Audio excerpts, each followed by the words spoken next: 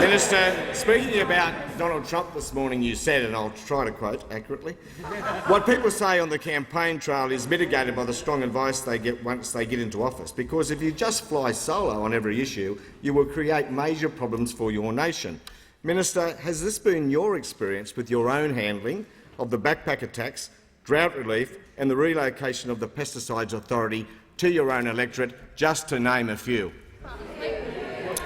The Deputy Prime Minister has the call. Well, Mr Speaker, I have to say with all earnestness, I thank the member for his question. And you know, the last time he asked me a question, the 9th of November last year. He is the political Santa Claus of this place. He comes to the dispatch box but once a year. But it's great to see you here, and it's great to see that you still have not really been able to ask me a question exclusively about agriculture. And I think that it's very important, if you look at the current polling, to be a little bit careful about what you say about what might be the next President of the United States, noting that Mr Trump is currently ahead and way ahead on the odds of winning the presidential race.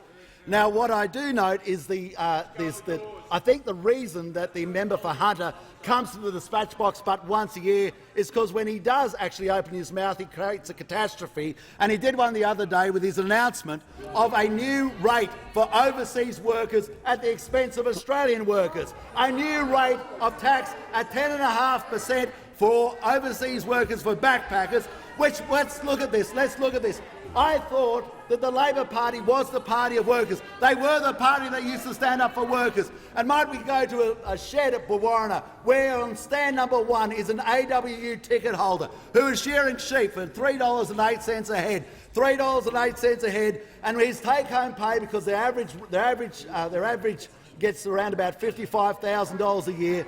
So at that rate, they'll take home about $2.08. But the sharer next door to them on stand number 2, a backpacker from Uruguay, is taking home $2.75. And who came up with this brain explosion? Well, of course, it was the member for Hunter in cahoots with Senator Jackie Lambie. The Senator Jackie Lambie running economic policy for the Labor Party. What an incredible day! What an incredible day! How do you stand up for Australian workers when you are giving a distinct advantage to overseas workers? Is this the same attitude you used when you stood up for the workers at Cleanovent? Is this the same attitude you used when you stood up for the workers at Chiquita Mushrooms?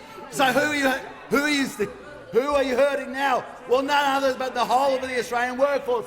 This is a party that says they believe in Australian jobs, yet this is a party that yesterday created the mechanism for the preference of overseas workers over Australian workers, And why? And now who else are they trying to get close to? Well, they're trying to get close to One Nation. They're trying to get One Nation, Senator Jackie Lambie, led by the member for Hunter. What an absolute work of genius. I tell you what you should do. Don't let him down the chimney once a year. Just stick him back up the chimney and let's never see him again.